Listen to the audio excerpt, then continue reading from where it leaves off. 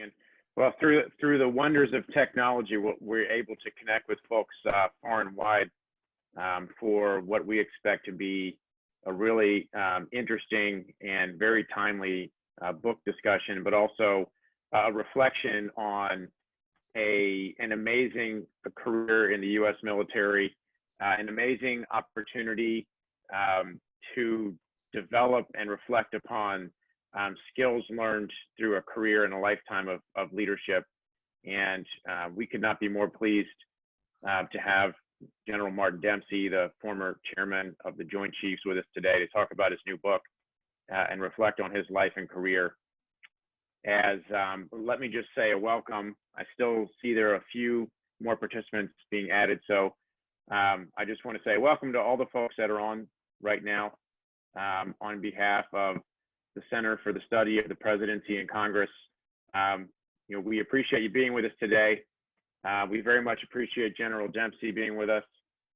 We're also pleased and delighted actually to have Ambassador Paula Dobriansky, a trustee here at the center with us on today to lead the discussion with General Dempsey, as well as you've got another trustee in the David Absher chair at the center, Mike Rogers, former congressman from the great state of Michigan, former chair of the House Intelligence Committee.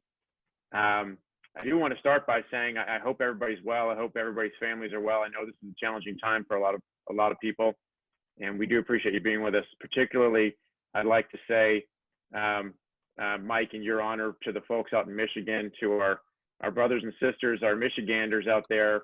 I know they're having a tough time with floods on top of everything else. So, our thoughts are very much with the Michiganders today, and best wishes to the folks out there. Let me just start by saying again, on behalf of the Center for the Study of the Presidency and Congress, we really want to welcome General Martin Dempsey. We're extremely pleased to have him with us today. General Dempsey's had pretty much almost all the jobs worth having in the U.S. Army, led a career culminating in leading the Joint Chiefs of Staff.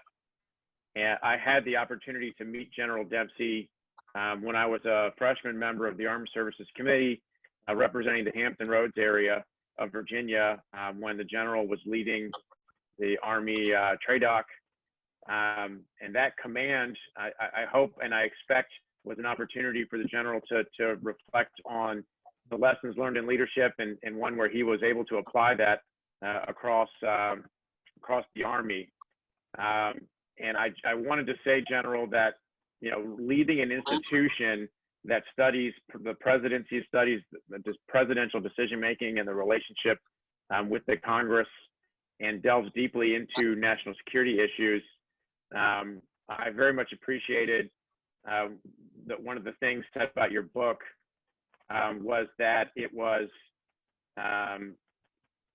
focused on the relationship between leaders and followers at many levels, and comments that they are most productive when they are based on certain key mutual expectations. I teach a class on leadership in the U.S. presidency, and I usually start out the course by asking the students to list all the expectations of the U.S. president. And it takes up about the first hour and a half of my course just hearing all the different expectations people have of that particular leadership role. And so it's a challenging time to narrow down expectations to a way that constituents can really assess a leader, whether it's the president or in other positions in the military or across our community. So it is, having said that, and with the challenges we're going through dealing with the COVID pandemic, the lessons you discuss in your book are really being put to the test these days. So we appreciate the opportunity to hear from you.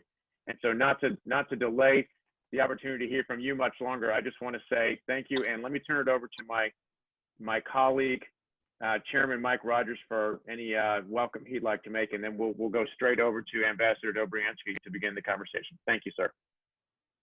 Thanks, Glenn, and thanks for all that's going on at the center. Thanks for those warm wishes for our fellow Michiganders. They are a tough bunch indeed. We will get through it, come out a little stronger on the other end.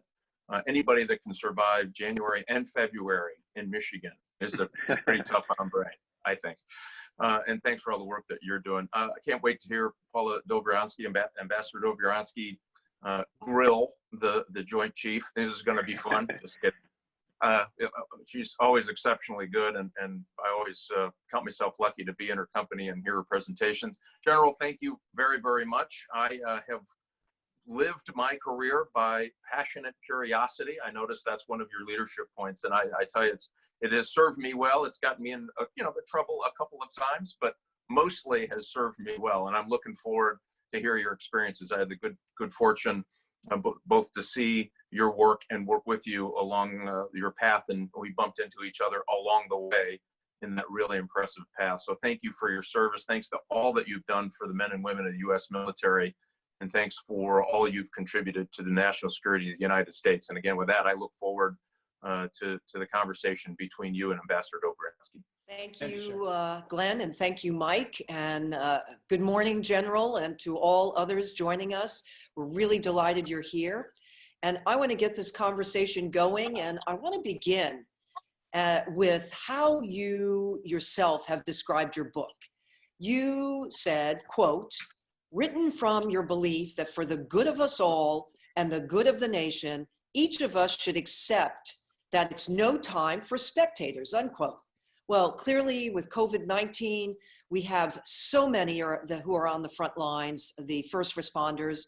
You also know from the time of 9/11, the all-volunteer military that came forward. So tell us, give us the background. Well, thank you, Madam Ambassador. I'll start by echoing what you said about the heroes on the front line of this pandemic, the healthcare workers and first responders. It's also Memorial Day weekend coming up, and so that's always a very special time to remember those who have made the ultimate sacrifice on behalf of their fellow citizens. So about 18 months ago, I had written a book about leadership, exclusively about leadership, and called it Radical Inclusion, because I felt that the complexity and speed of everything had increased for me in 2014. And I'll tell you why 2014. If you think about my career, the first 20 years was all about the Soviet Union and the standoff between NATO and the Warsaw Pact. And then there was a period in the 90s where we were wondering what our raison d'etre was to be, whether it was humanitarian or peacekeeping and so forth. And then, of course, 9/11 happened. And then for the next 13 years, if I'm right about 2014, for the next 13 years, it was all about terrorism. And in 14, there was kind of a surge in complexity. I know that there were, in the time, some members of Congress who loved that term, surge. I felt a surge of complexity because Russia and Crimea, Eastern Ukraine, China, following its 10-year plan, was beginning to make incursions into the South China Sea, which of course threatened some of our allies. We had an active Kim Jong-un. Iran was acting out as well, and we still had the threat of terrorism, all of which was wrapped up in kind of the new threat of cyber. And by the way, Ebola. And so, we had what I thought was a genuine surge of complexity, and I wanted to write a book about how leaders had to deal with that complexity. As soon as I finished the book, I realized that I had forgotten half of the equation, which was the part that establishes some expectations on the part of those who follow. And then I came to the conclusion that really what we're arguing for here at the end of the second decade of the 21st century is we all got to be in the huddle, to use a basketball phrase. And we all got to do our part, or frankly, we're gonna come up short on addressing that complexity. Well, it's a great title, No Time for Spectators. It really is, and thank you for that background. Now, you write about being driven to a sense of urgency, and given your belief, and I'm going to quote you from the book, quote, "Our interactions in both the public and private spheres have become more guarded, less candid, too emotional, and too polarized. We are more fearful, more willing to challenge the beliefs of others, but less willing to have our own beliefs challenged," unquote. That's really quite a statement. what do you see as the root causes of this kind of very emotional, less candid, more polarized time? Well, the root cause, I'm still back to Chairman Rogers talking about, passionate curiosity. I'm still trying to make my way to the root cause, but I'll share some thoughts about what I think were catalysts for that kind of relationship. And clearly we have to think of one of them as the rise of social media, because, by the way, this is the first crisis in American history that's playing out in the age of social media. And I think we can see some of the things you just listed off playing out in social media where, social media is wonderful, but it tends to highlight our differences, not the things that bring us together. And that's what's playing out in this, even in the middle of this pandemic. And what it does to leaders in particular is it places them under much more intense scrutiny. The shelf life of a good idea or a bad idea is really short in the age of social media. And so leaders can't help but be, even if it's just psychologically aware of the fact that whatever they do, the feedback will be instantaneous and harsh in many cases. And so I think in that environment, leaders have to have a special kind of awareness of the impact of their words. And that's, I think, one of the things I try to highlight in the book is the speed, the complexity, the scrutiny, all of which affects both leaders and followers. I think it's certainly very much the case, as you, I think, have said. It's not only about the leaders, but also the followers, and yeah, it's very good advice. Now, as a plebe at West Point, you came across Colonel John Sutherland, who was the head of the English department, and he told you and your fellow classmates that as you begin your West Point and Army journey, he wishes you the, quote, quality of a felt life. It's a very unusual statement. And I was also struck that you also indicated that actually to answer the question of what that means could take a lifetime in answering. Now, I know we're not going to take a lifetime at the moment in answering, but at least shed some light. What does this mean exactly? And how has this made a difference in your own path in terms of not only leading, but also at times in your own career following? What does it mean? Well, as I mentioned in the book, we spend most of our lives following. We spend a fraction of the time leading, and yet we spend most of the time studying how to lead. And so, to your point, I almost named the book. Actually, I proposed the name, Living a Felt Life, and my publisher, he's a great guy, by the way, but he said, "Come on, and you're not going to walk through an airport and see a book about a felt life and pick it up, are you?" And I said, okay. So, but I did manage to wedge it in there over his mild protest. And I wedged it in there because I think it's the corollary, really, of No Time for Spectators. I used to go speak at places like West Point, Annapolis, the Air Force Academy, and also, to junior executives around the country. And they would always say, someone in the audience would always say, "How do I get to be the chairman of the Joint Chiefs of Staff someday?" And I would always say, well, truth be told, if you're asking that question now as a cadet, you're probably not going to make it, because you're wishing away, the next 35 years of your career, thinking that what you really want to do is be in that ultimate job in the last 5 years of your career. And so the idea of a felt life, and again, I'm still thinking about that phrase, it's kind of haunting, really, is that, you really need to live the life you have in the moment and appreciate it, whether it's a good time or a bad time. I also say you should never let your successes define you, but even more so, you should never let your failures define you. And in order to do that, you have to live a felt life. You have to experience it. And by the way, the other thing that's happened in the age of social media is an incredible increase in distractions. I literally, if I'm going to do something like this or attend a meeting, I make sure especially if I'm in a classified setting, my phone is nowhere near me, because human nature is that even if it's on mute, it's going to buzz and you're going to wonder what that was. And, if you're doing that, you're not where you need to be.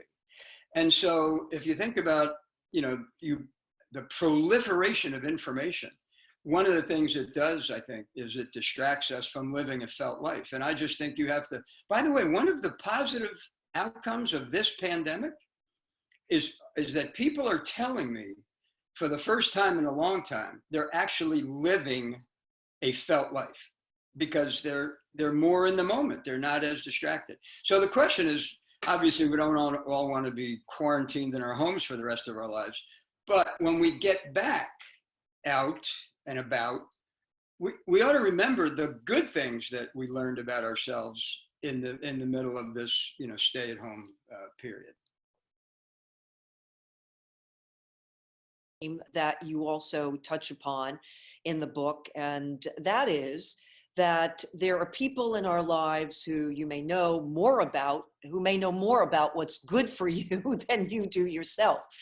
And, just looking at your own life, your mother, as you wrote about, had an impact in terms of your making that jump and accepting the offer at West Point, that also your own children really, and your family said, look, don't retire as colonel at 20 years and go on and accept the brigade command.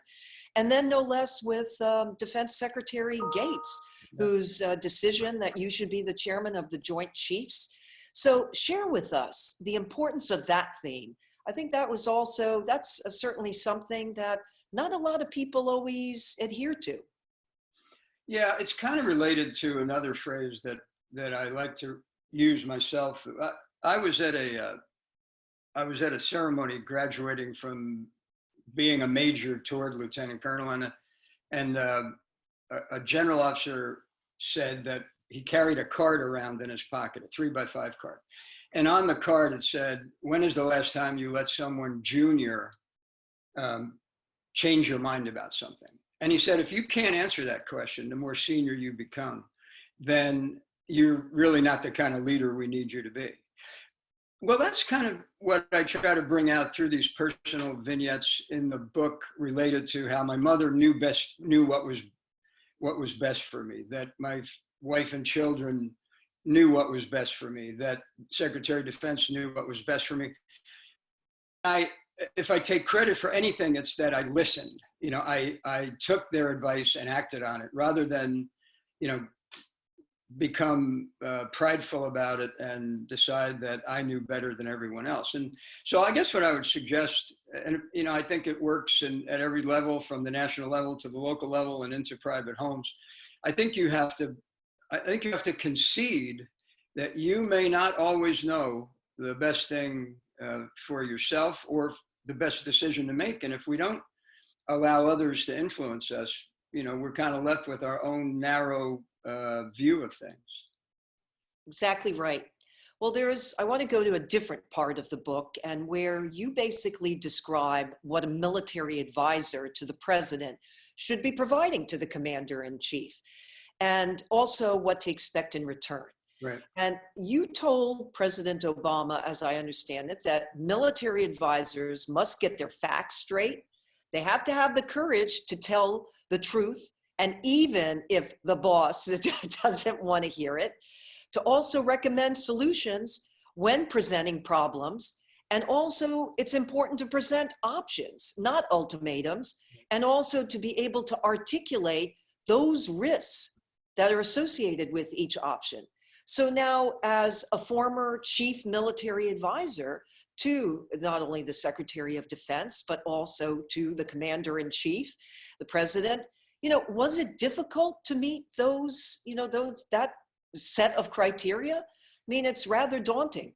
How'd you do it? Well, it is daunting, but I wanted to make sure we agreed on the challenge before I started down the path with him, rather than after. And as you know, the rest of the story was, I suggested to the president that what I needed on my side of the equation as the advisor was that when he made a decision, he needed to own it, because, at that point, that's when all the scrutiny comes. And what I didn't want to do is find myself trying to backpedal after we'd come to some conclusion together, really, in trying to articulate why we made it. That he needed to do his part as well, and he was great about it, really. And one other thing I mentioned to him was the way that advisors need a process to fit into. And what I mean by that is, and especially the military, what the military does best is it's the round peg in the round hole is when there's a process into which the military leader can plug him or herself and provide that kind of guidance. So, whether it's deputies committees or principals committees or National Security Council meetings or office, regularly scheduled office calls, I can tell you from a military perspective, process, which often gets castigated as, bureaucratic waste of time, but a process matters because it's in that process that we fit, and you know where to sit, and you know when it's going to be your turn to speak. And it sounds trivial, but it gives you a certain confidence in addressing someone like the President of the United States in the Oval Office. I mean, it's the most intimidating, 400 square feet in the world, or 600 square feet, whatever it is. So, yeah, I mean, it is daunting, but it's possible if it's all, if you can come to those kind of agreements early on and then reinforce them, as you manage the relationship. Well, now you just said that, you also told the president that if he made the decision that he's got to own it. Can you give us an example maybe of one of those decisions where that came to pass? Yeah, but I didn't, let me, just because words matter. I don't know that I ever told the president anything, Okay. But what I did do is suggest to him on occasion that in order for this to go the way that both of us intended it to go, this would be the best way, to handle it. And sure, I mean, there were cases and decisions, I won't go into the details because some of them remain classified, but there were cases where he made a particular decision about Syria. And in some cases it was a different decision than I thought we had been working toward. And then when he made the decision, a good example is just in general terms, his decision not to bomb Syria, but rather to let Secretary Kerry try to find a diplomatic outcome for the removal of chemical weapons. That thing changed a couple of times along the way. And when he finally made the decision, he knew that I was a little uncomfortable with the outcome.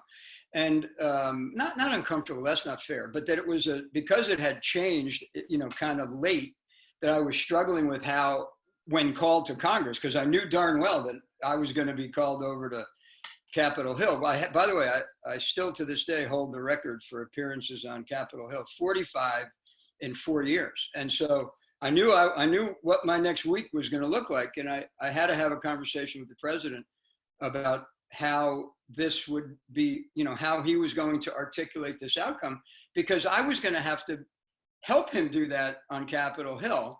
Not to suggest that I would ever say anything that I didn't believe in, but I wanted him to know up front, this may not be as clean as it potentially could be.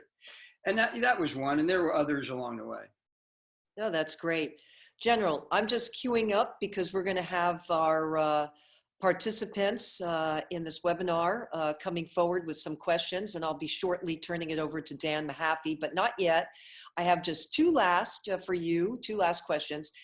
Stepping back, what do you say? You've given a lot of advice in the book and a lot of wonderful vignettes, personal vignettes of your own career and choices made, and that really go to the theme of the book. Is there anything that I haven't hit upon at which you would want to give advice on, or a big lesson learned? Yeah, well, I didn't want to use the word lesson. Again, the publishers normally prevail at, it's a negotiation, right? And because I didn't want anyone to think that I was providing a checklist. Everybody's challenges are different. Everybody's lives are different. And so, I always kind of rebel against checklists. And back to the idea of a felt life. What I used to tell people is leadership, and by the way, the ability to follow responsibly, incredibly, is more like learning with your peripheral vision than staring it down, because it's things you feel that then become internalized and help you become a better leader or a better follower. And I think that's that's what I would ask you to highlight, Ambassador, is, you know, if you go through life looking for checklists, you'll find them, but they really won't make any sense to you. You know, I tell people, not to belabor this, but I tell people, most people spend the majority of their time thinking about the what and the how. You're better off spending time with the who, because it's all about relationships. The way you get things done is all about relationships. So true. General, my last question is one that's not related to your book, but something that I learned about you that I thought was truly magnificent. I do watch ABC News. And so one day I had ABC News on. I think it was as recent as just last week. Yeah. And you joined the U.S. Army Band. And the purpose was to inspire Americans, and basically during this coronavirus challenge. And you led off singing, and I have it here, "America, You Are Calling Us." First of all, you have a beautiful voice. Yeah. Secondly, it was wonderful seeing that U.S. Army Band. I was very, very moved. And I'm certain that just everyone watching that was deeply touched and deeply inspired. I wanted to know if you'd say a few words about that. I mean, it was truly inspirational. It was beautiful.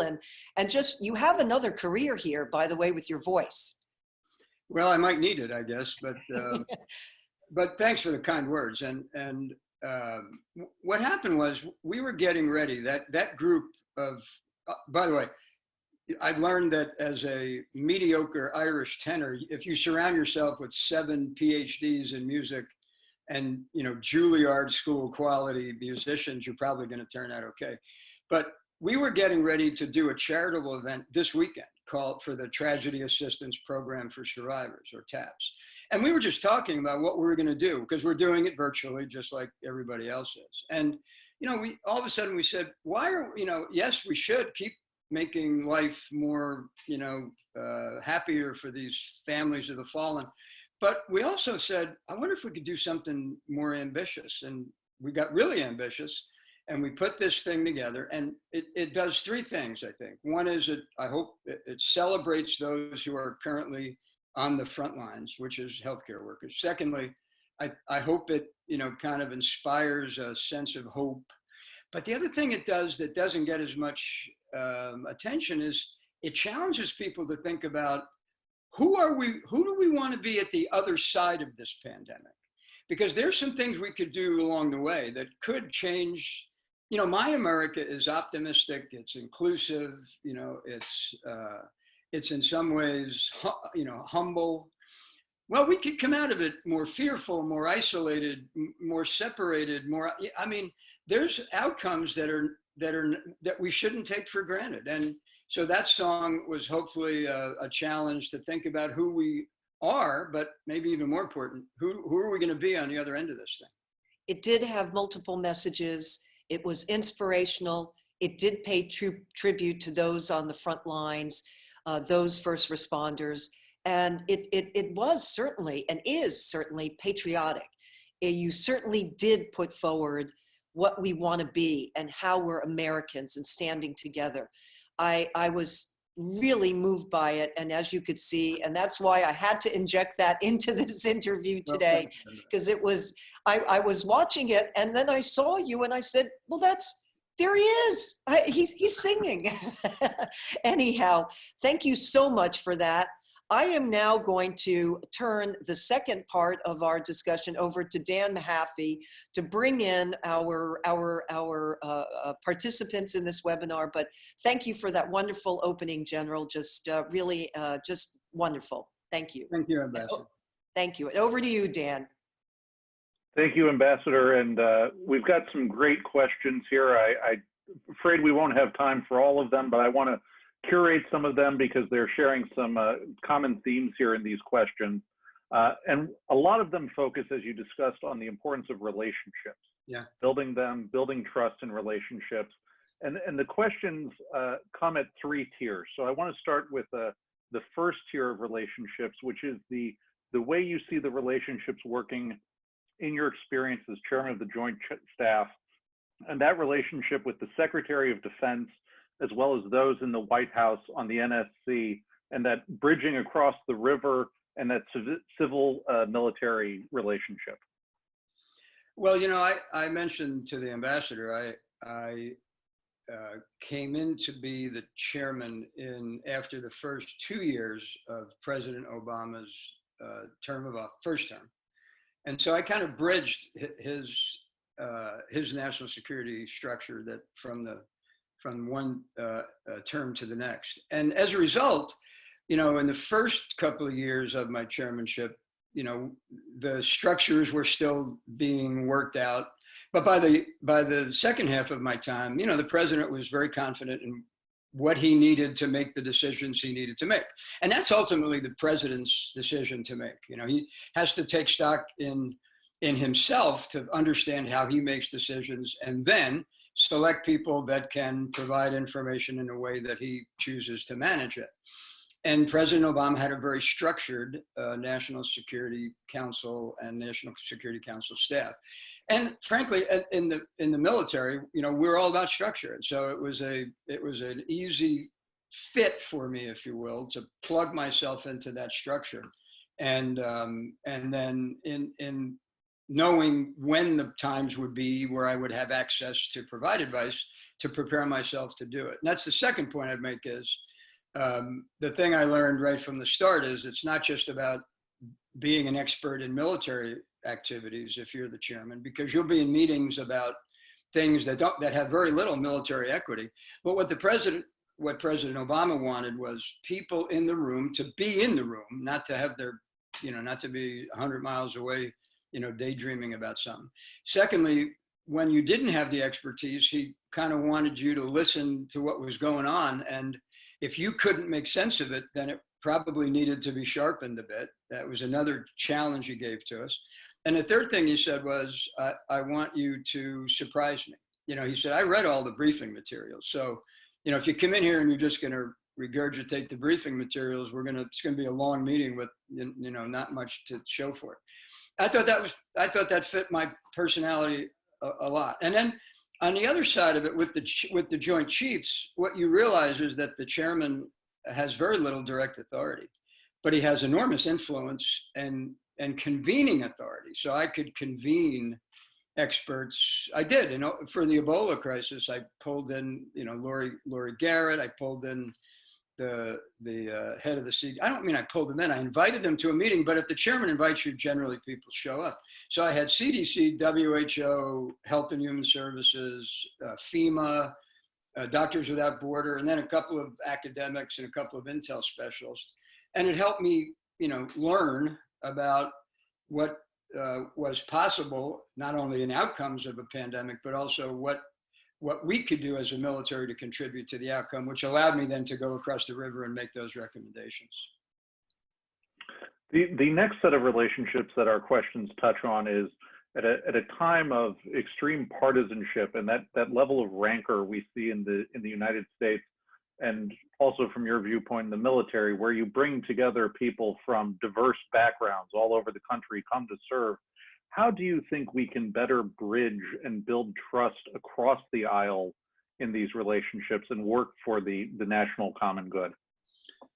Yeah, that's probably a doctoral thesis worthy question. But I do think it's answerable. And, I talk to people about this pandemic and I say, what we're really dealing with here is not a virus or, what we're really dealing with is fear. Everybody's a bit fearful about this thing, right? I'm fearful that I'll catch it. I'm fearful that my children will catch it. I'm fearful about the economy. I'm fearful about the fact that it's an election year and I wonder what effect it's going to have on it. The only antidote to fear is belonging. And so I think it's incumbent on all leaders in any walk of life to spend the majority of their time making people feel like they belong, because that's the way you overcome fear. If you've got the confidence that you belong to something that's going to help you navigate through it. So, clearly a sense of belonging would go a long way to solving any problem, to include a pandemic.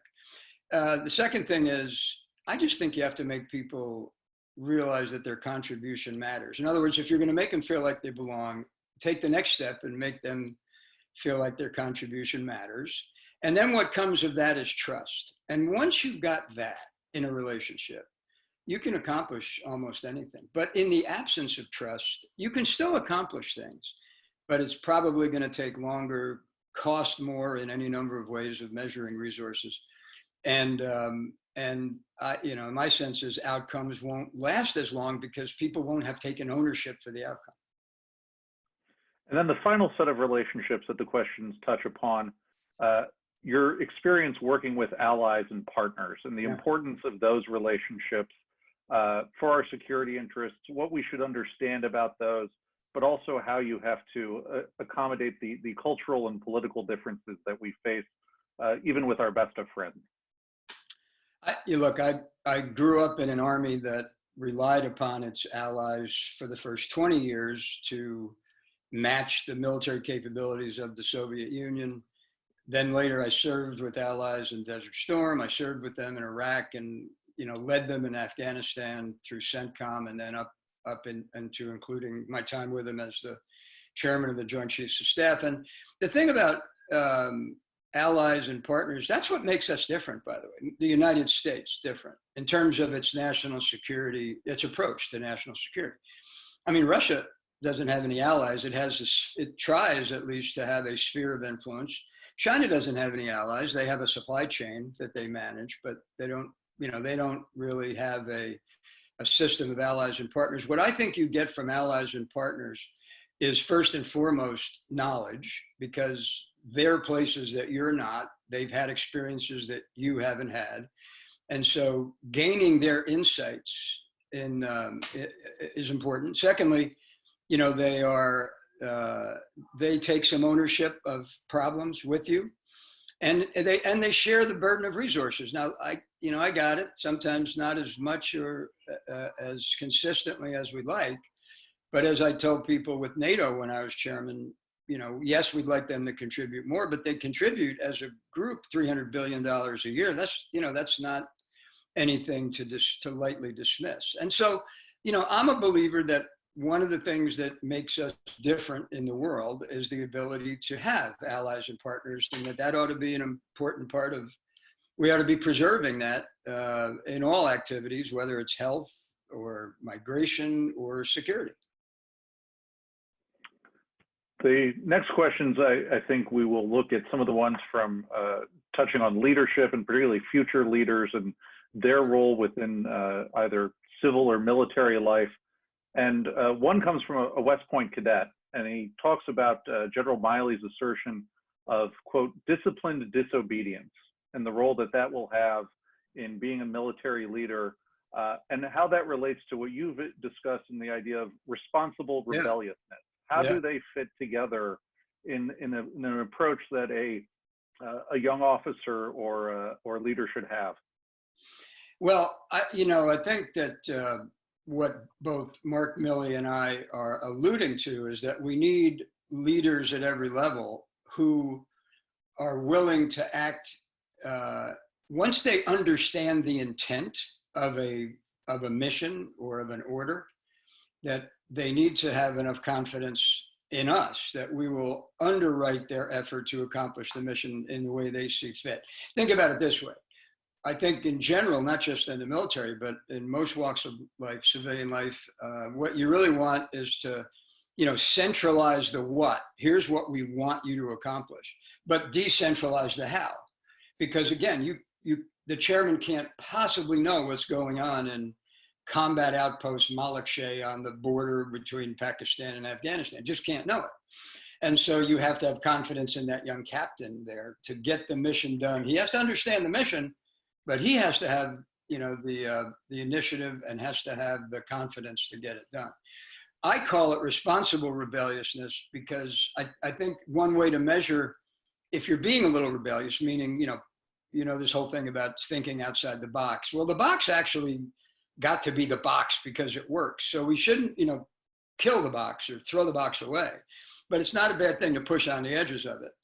And so long as you're doing it for the good of the greater good of an organization and not your own self-aggrandizement, and so long as you are, living within legal and ethical boundaries, then I think the leaders that I would like to think we're growing will allow you to push on the edges of the box. As leaders grow too, the question would be, what are your thoughts, obviously the obstacles to leadership that we face today, but also how the factors of information overload or bureaucratic inertia, how those affect the ability for someone to apply classic leadership principles to their own goals today? Well, the classic leadership principles remain valid. I mean, I think it's just in the way that they rub into the effects of things like technology and information. And I as I used to think about decision making and watching it both at the, at the military level, but then in the White House as well, is that there's two things that have to happen. One is, you have to accumulate as much information as you can, good information. And that takes a bit of instinct over time to develop what's good information and what's not. And it's, by the way, it counts on the relationship with who's giving it to you as well. But you have to get information. But then when you make the decision, especially the higher up the decisions tree you go, your character begins to play a role. There's just going to be places where you have to make a decision based on what some people would call experience and instinct, but it's really character. And so I tell young officers, who I guess apparently some of them are listening now, you'll graduate from a place like West Point or Annapolis, and you'll have three little buckets you carry with you. One is knowledge, one is one is experience, and one is character. And you got to keep filling them, all of them. You can't just fill one, or if you just fill the knowledge bucket but don't have the experience, you don't have any, you can't put it in context. If you just rely on your experiences without filling knowledge, they're going to be narrow. And if you forget to fill your character bucket, you're going to make bad decisions. It's as simple as that. And so, I do think the classic leadership values and principles you described in the reality of, 2020, with those three buckets in mind, and you can find your way forward. The importance in your career and your experience of mentorship, both receiving and giving. Yeah. What was a lesson you learned from a mentor? And also, what do you feel was the best way you paid forward what mentors gave you? Well, I think the earliest and most important lesson that I learned from a mentor was that as a leader, you should accept blame and share credit, because it's a way of demonstrating confidence. It's a way of demonstrating humility, and it's a way of demonstrating trust in your team. And those things all work together, confidence, trust, humility, they all result in positive relationships. And one way to visibly demonstrate that is to share credit, but take blame if you're a leader. And then, interestingly enough, the more senior you become, at least for me, the more I realized, I can't find any, it's getting harder and harder to find people who are senior to you to be your mentor. And in an interesting way, what happens is you begin to look among the junior leaders in your circle as mentors. Now, you don't call it that. It would seem to be, it would just seem disingenuous. But the fact is, when I was chairman, I made a point, knowing that I surrounded myself with junior leaders who I knew would speak truth to me. The old truth to power thing. It's more than that. Will they listen and give you feedback? Will they tell you if you're about to, make a bad decision? It's not just about, are you in the right uniform headed for the right event? It's, it's much more than that. And so I think as people think about mentors, if you're junior, your mentors are going to typically be more senior to you. But as you rise through the rank, all of a sudden you got to pay a lot of attention to your peers and your juniors as well. Now, the next set of questions I'm going to touch on, we've got some on current events, and we acknowledge the Chinese curse that we live in interesting times, but some of these participants would like your thoughts on some of these matters. And we'll start inside the Pentagon.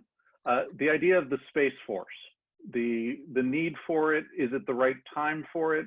And how does this fit with the competition with countries like Russia and China?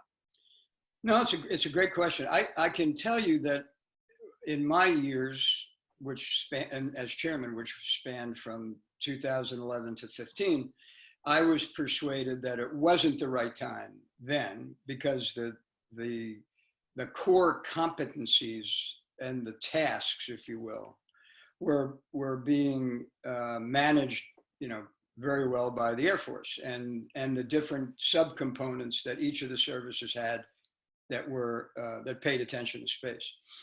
Honestly, I can't speak for the need today.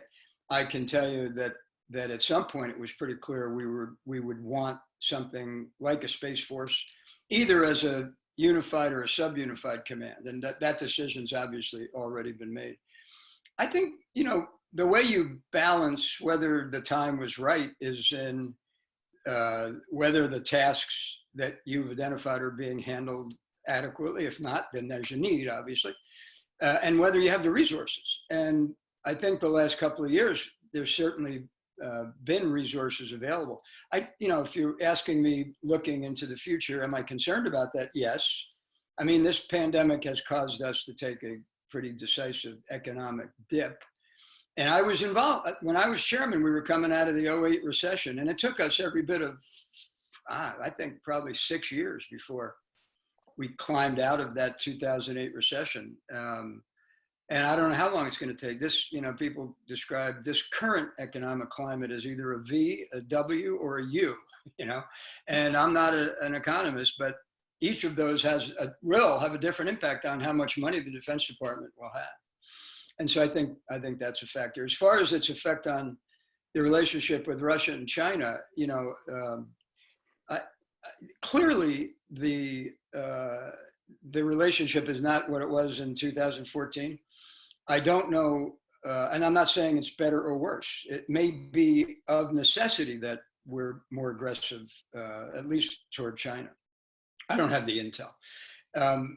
It probably is necessary, but I do think that there ought to be some places where we work with even potential adversaries. And for example, it seems to me space could be one of those opportunities. Nuclear weapons could be one of those opportunities. A pandemic could be one of those opportunities. But again, those, I had my chance and my time, and those leading today will have to make those decisions. In your experience in looking at the current situation too, we continue to look at the deal between the U.S. and the Taliban trying to extricate our involvement in Afghanistan. Questions about its future, given that the Afghan government was not party to those negotiations. Yeah. Trying to move out of the Middle East as well, but you see events like the strike on Soleimani, continued rivalry with Iran. How do we balance those, for lack of a better term, legacy conflicts with the need to pivot towards great power competition or the new strategies that are espoused? No, that's a great question. And I've heard, it's really interesting how many different names now are being applied to the conflicts or the residual conflicts in Iraq and Afghanistan and Syria. I mean, I've heard them called forever wars. I've heard them called discretionary wars. And what was the phrase you just used? Legacy conflicts. Yeah, legacy conflict. So here's what I would say about that. I mean, in every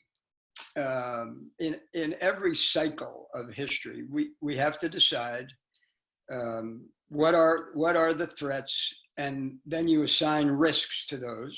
And I used to use a paradigm to help myself that I would describe as probability and consequence. And for example, I'll just give you two. The probability of a conflict with Russia is relatively low. The probability is low. The consequences, if we were to have a conflict with Russia, are unimaginably high. because of the threat of nuclear weapons on both sides. Take the threat of terrorism, and the probability is high. In fact, it's 100%. The consequences, that's debatable. But you could certainly agree that the consequences are far lower than a nuclear conflict would be. And so every president, every chairman, every service chief, every American citizen kind of has to understand the different challenges we face, and then in some way prioritize them, and then apply the resources to deal with them. I agree with you completely that we're in what will probably cause either the end or the reduction in commitment to what you call the legacy conflicts is actually the pragmatic problem of dealing with China and Russia, which will require us to shift resources. So pragmatically, I think that will happen. The question is, how can we leave enough residual effect there that we can at least monitor it, if not manage it? As we also address Russia and China, a question comes up, the concern that we are too anchored in our install base, existing platforms, footprints, technologies, that the government having trouble bringing innovation into the fold, questions like that. How do you think we should tackle that challenge and perhaps look to be more flexible or asymmetric in our approach? Well, for one thing, I mean, I know this webinar is about the relationship of the presidency and the Congress. On this issue in particular, the military needs two teammates. It needs an executive branch, and it needs a legislative branch that can agree on things like the budget in a timely fashion and how that budget is distributed across the different requirements, one of which is modernization. The military for some time has argued that it has excess infrastructure, and that the resources that go to that excess infrastructure could be used for things like modernization. We have weapon systems that either have been replaced or at least the capability can be replicated, but we still got the weapon systems, frankly, because Congress who has the authority, by the way, to raise and sustain the armed forces of the United States in Article 1. But there's some weapon systems that we really ought to be allowed to shed, if that's the right word. And so, I think the answer to that question about whether the military is as innovative and agile can only be answered if the answer includes all three of those entities: the Department of Defense, the Congress of the United States, and the White House. And so, but it's something that has to happen. And in times of economic dips or depressions or recessions, whatever we're going to call it, typically that's one of the forcing functions. So there is reason to think it could actually happen. A final question before we wrap. We have the Memorial Day weekend ahead of us, time to remember some of the sacrifices. And you talk in your book about your involvement with TAPS. Yeah. And you briefly mentioned it with Ambassador Dobriansky. And some of our participants might not know what it is, but if you could share your thoughts about what it is and what it means for you, particularly given this weekend. Memorial Day or TAPS? TAPS. Thanks for asking. So I'm on the board of TAPS. I've been on the board as an advisor, even when not advisor, but as a kind of an honorary member when I was chairman. And now I'm on the board since I retired. Think about it this way. The military does a great job of caring for the families of the fallen from the moment they're killed in action or die in a training accident or take their own life. Or it doesn't discriminate in how you die. But once a serviceman or woman dies, then the military does a great job through the internment and with survivors, assistance officers, and all kinds of things. And then, the survivors tend to scatter. Some of them want to stay near a military base. Some of them decidedly don't want to stay near a military base. And so we found ourselves, especially in this conflict in the middle of the last decade, losing track of some of them. And the organization that fills that void, the kind of the post-government response, that fills it best, in my judgment, for the families of the fallen, the spouses, the parents, the children, is TAPS, the Tragedy Assistance Program for Survivors. And, you know, they reach out to them, they provide hotlines, they provide seminars, they provide, you know, good grief camps, they call them, and they do a wonderful job. Many of them on the staff are themselves widows and sisters and brothers of the fallen. And what they do every Memorial Day, or had been until this year, was bring in as many of them as wanted to come, and up to 600 children, and they call it the National Military Survivor Seminar and Good Grief Camp. This year, we're going to do it virtually. So I've got a role to play on Saturday morning to welcome them, and, you know, try to, and it's magic when you get these people together, because think about it, they don't have anybody else they can talk to about their loss, but they can talk to each other. And it's really powerful when they get together. It's amazing, and a good cause to think about this weekend as we reflect on that. Thank you, General, for your time today. Thank you for your sharing your thoughts with us. We really do appreciate it, and thank you for your continued service even to this day. And I'll turn it over to Glenn Nye, our CEO, for some concluding comments. And we also see a Go Army, Beat Navy as a final comment here in the. Thanks, Dan. Thanks, Dan, for bringing me back in. No, look, the conversation was amazing, and Dan, thank you for handling the submitted questions from the audience. I just want to say thank you to Ambassador Dobriansky for managing a very interesting opening conversation, and most importantly, thank you to General Dempsey for your service and for being with us today, and for committing a career and a lifetime's worth of amazing experiences and sharing them with us. We really appreciate your time. So, General, all the best, and to all the folks that tuned in today, be well and be safe, and appreciate it. Thank you. Thank you, Glenn.